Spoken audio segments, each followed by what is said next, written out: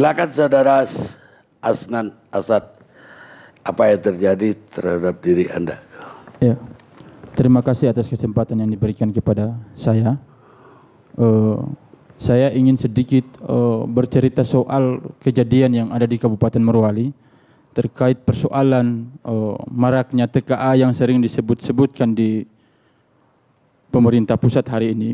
Di media pun juga kemudian sudah diungkit-ungkit persoalan TKA yang ada di Kabupaten Morowali. Hari ini kami sebagai mantan pekerja yang ada di perusahaan di Kabupaten Morowali justru kemudian kami hanya ingin mau menyampaikan pada kesempatan hari ini terkait persoalan membanjirnya TKA yang menurut kami itu adalah ilegal di Kabupaten Morowali. Saya hanya mau menyebutkan angka yang pernah disebutkan oleh beberapa para pemangku pemerintah hari ini yang di angka 2.100.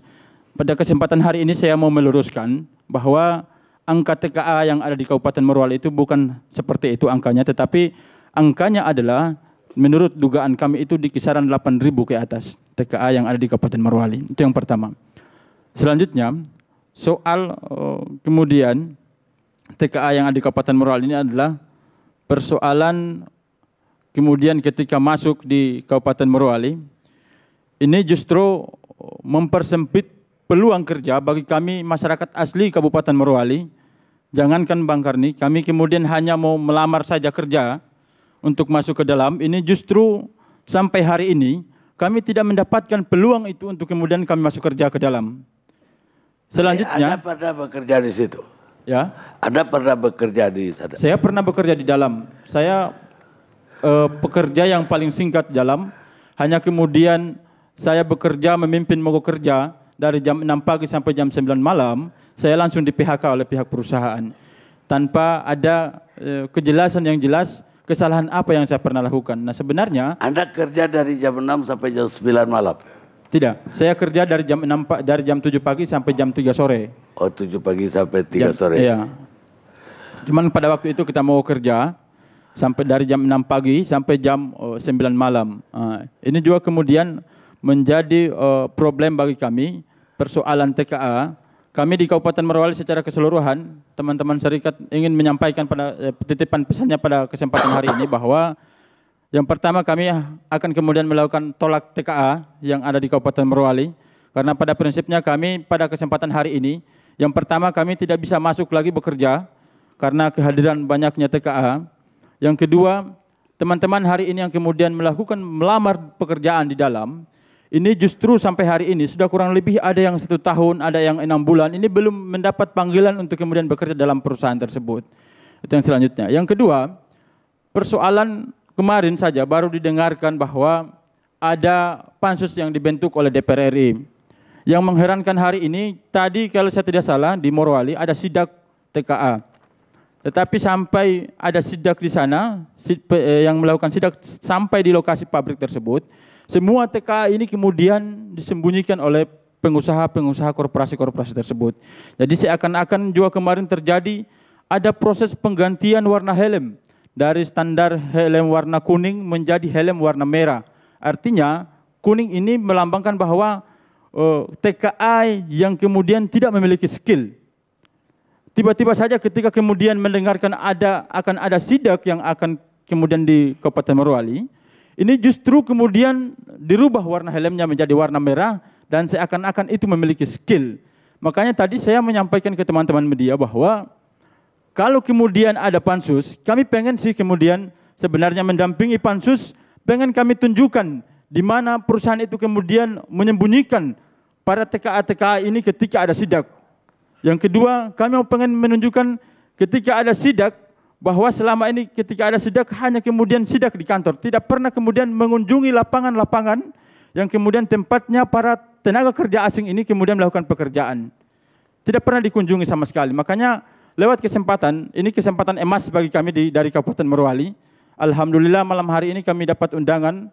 Saya ingin meluangkan semua emosi kami karena sampai pada titik akhir kami kemudian menyampaikan sebuah aspirasi, ini tidak pernah kemudian muncul di atas permukaan. Selalunya mentok di Kabupaten Morowali, tidak pernah naik di media nasional, padahal kami berteriak soal TKA dari tahun 2013, TKA Kabupaten masuk di Kabupaten Morowali. Kami sudah berteriak menolak TKA yang ada di Kabupaten Morowali.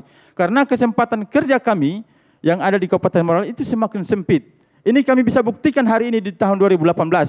Masih ada 50% masyarakat Kabupaten Morowali di angka pengangguran itu yang kemudian tidak bisa masuk ke dalam pihak perusahaan. Apalagi kami yang kemudian sudah melakukan mogok kerja pada waktu itu, ini sudah di blacklist permanen dong. Tidak bisa lagi masuk ke dalam pihak perusahaan. Baik, sebelum Anda di blacklist, itu berapa lama Anda kerja? Saya kerja 2 bulan 11 hari, Bang Karni. 2 bulan 11 hari. 2 bulan 11 hari. Ya. Itu Anda sebagai apa? Saya sebagai kru pada waktu itu. Kru Buruh kasar. apa itu yang dikerjakan? Pada waktu itu mengerjakan pekerjaan di PLTU yang barang yang rusak itu diperbaiki. Di situ posisi saya pada waktu itu. Anda memperbaiki? Iya, dengan bersama teman-teman dari Tiongkok tersebut. Berapa banyak buruh Indonesia dan berapa banyak buruh asing di tambang yang Anda kerja? Kalau buruh Indonesia itu sebenarnya masih di angka sampai 8.000 buruh Indonesia yang ada di sana. Data terakhir bagi kami itu di angka 8.000. Makanya kemarin saya mau menyampaikan kalau berapa yang buruh asingnya? Kalau buruh asing dugaan kami hari ini di atas 8.000 lebih. Karena di sana ada mes A sampai mes Z yang dibangun. Dalam mes A ini terdiri dari 3 lantai. 1 lantai 20 kamar, kemudian dan isinya 1 kamar itu ada 4 orang Tiongkok.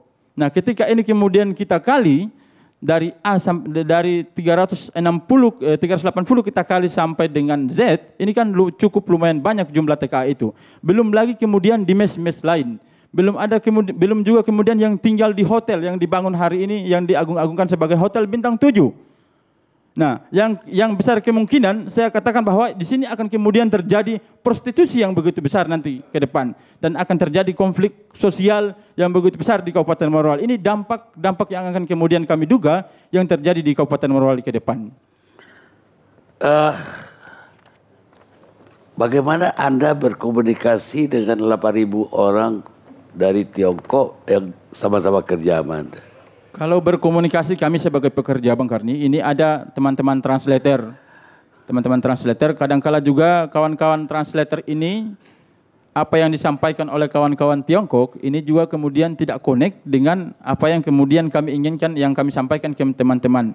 Artinya bahwa di sana ini ketika kemudian kami walaupun tinggal di daerah, walaupun sedikit paham soal bahasa Inggris, tapi masih bisa kemudian kami bisa berkomunikasi lewat bahasa Inggris. Tetapi hari ini, ketika kemudian kita mau berkomunikasi, jangankan bahasa Indonesia, bahasa Inggris pun kawan-kawan Tiongkok itu tidak paham bahasa Inggris, apalagi mau bicara soal bahasa Indonesia. Jadi komunikasinya itu lewat translator yang ada yang dipakai dari Batam, Kalimantan, ini yang dipakai untuk sebagai... Anda tidak mau belajar bahasa Tiongkoknya? Tidak. Apa aja ya kerja yang dipegang oleh orang-orang asing gitu? Kalau pekerjaan yang dikerjakan oleh teman-teman Tiongkok, saya mau mengatakan hari ini biar semua tahu bahwa di sana tidak ada skill, malah saya mau mengatakan seperti itu, teman-teman Tiongkok. Hanya ada beberapa persen saja yang skill. Bahkan saya ingat pada waktu itu ketika PLTU-nya rusak pada waktu itu, teman-teman Tiongkok ini yang dianggap skill, ini tidak mampu mengerjakan PLTU yang rusak. Malah mereka mengundang teman-teman dari Rusia untuk kemudian memperbaiki itu. Itu yang pertama. Yang kedua, soal TKA hari ini yang kemudian yang didatangkan di Kabupaten Morowali, mulai dari pekerjaan level paling bawah sampai kemudian level paling di atas. Ini semua dikerjakan oleh teman-teman Tiongkok. Misalnya soal pemasangan batu batako, batu tela, terus kemudian juga sopir mobil, overclip, dump truck dan lain sebagainya. Terus juga kemudian ekskavator. Ini kemudian juga banyak yang didominasi oleh teman-teman TKA. Salah satu kemarin kawan saya yang di sebelah saya ini mantan kepala pengawas di Departemen Logistik. Juga kemudian kemarin menjadi dampak daripada kedatangan teman-teman Tiongkok ini. Beliau disingkirkan, akhirnya kemudian di PHK oleh pihak perusahaan. Nah, ini juga bahwa kami mengatakan di Kabupaten Morowali. Kalau kemudian pemerintah hanya diam, tidak kemudian mengambil sikap yang jelas, apalagi kemudian kami diberikan kado yang baru dengan Perpres 20, kami justru semakin sempit ruang gerak kami di Kabupaten Morowali. Artinya belum ada Perpres 20, kami sudah tidak bisa masuk di perusahaan, apalagi kalau ada Perpres 20. Ini kan ketika tambah banyak Tiongkok masuk, berarti peluang kerja untuk kami semakin sempit dong di perusahaan tersebut. Baik, sekarang saya ke Irman. Oke, terima kasih atas kesempatan yang diberikan. Ya, cerita Anda gimana? Kalau saya sih cuma ingin menambahkan sedikit dari teman saya Asnan tadi terkait TKA yang ada di Morowali. Bagaimana kami tidak resah Bang Karni? Jangankan untuk yang masuk melamar kerja, kami aja yang udah bekerja setelah orang asing ini tadi tahu pekerjaan yang dikerjakan, mereka singkirkan kami. Contohnya seperti apa? Kemarin saya di sana bekerja sebagai kepala pengawas level supervisor ya. Awalnya Tiongkok ini masuk, mulai belajar dulu saya seperti apa di lapangan kan, seperti ini pekerjaan di lapangan. Setelah mereka tahu pekerjaan di lapangan, ya mereka singkirkan saya, digantikanlah posisi saya itu sama orang Tiongkok tadi. Anda berapa lama kerja di situ? Saya bekerja di sana 2 tahun. 2 tahun. 2 tahun saya bekerja biasanya masuk jam 6 pagi. Terkadang kalau jobnya padat saya masuk jam 5. Pulangnya biasa terkadang jam 10. Jam 10 malam. Biasa jam 5 juga tidak menetap kalau saya kan. Kalau harusnya jam kerja saya sebenarnya sampai jam 6 sore. Tapi karena tanggung jawab itu yang berat, saya apelkan dulu karyawannya masuk malam. Ya biasanya saya lewat dari itu. Biasa ada insiden di lapangan, maka saya harus tambah jam lagi untuk saya kerjakan itu. Apa yang disampaikan sama Asnan tadi betul sekali itu. Di sana itu orang asing itu hanya beberapa saya sebenarnya yang yang skill. Ya rata-rata itu yang pekerja asing yang banyak itu yaitu kerjanya pasang batu, pekerjaan di lapangan, pokoknya pekerjaan di lapangan yang buruh kasar semua. Ada disebutkan tadi ada mes dari A sampai Z itu. Ketika ada turun sidak itu kan mes itu ada 3 lantai. 2 lantainya itu ke bawah Bang Karni. Ke bawah itu tidak diketahui itu bahwa ada orang di dalam. Jadi ketika ada sidak mungkin mereka melihat kalau dari datar begini hanya 1 tingkat bangunan itu. Padahal ada 2 lantai lagi ke bawah. Di situlah tempat mereka bersembunyi biasanya. Dan sudah disiapkan ada beberapa kontainer tempat orang Tiongkok itu bersembunyi ketika ada turun sidak. Seperti itu Bang Karni.